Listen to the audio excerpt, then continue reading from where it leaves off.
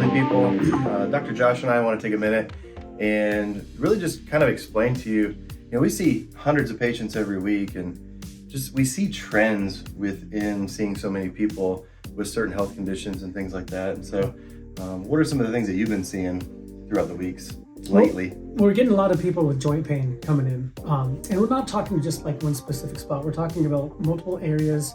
Of course, back, neck, that type of thing, but also shoulders and elbows and knees.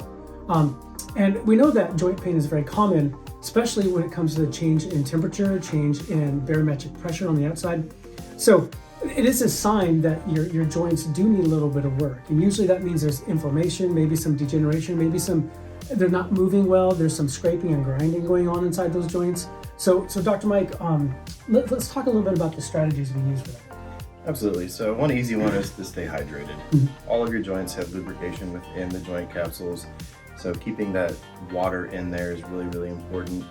Keeping them in the right alignment, getting them adjusted regularly will stop the wearing and tearing and degeneration. And then supplementing with supplements like the D-Flame. D-Flame is just the best one that we have found over the years, and it works. And so people not only feel that the degeneration is stopping, but the pain is going away as well. So yeah, and along the lines of reducing inflammation and keeping the joints moving, mobility is really, really important. So it's important not to have a sedentary lifestyle. It's important to get out there, walk, move around. Remember, movement is life.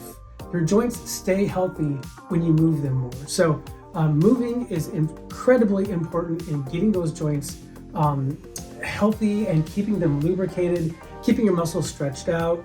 A good stretching routine is also very helpful. And we do have a great video on a great stretching routine for the low back and hips and legs for sure.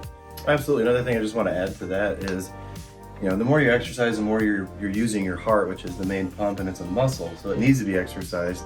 So you're pumping nutrients. One of the main nutrients is oxygen to all of your tissues, and that's just going to help you stay healthier, and it's just better for the joints. It literally makes them feel more mobile and loose. Yeah, absolutely.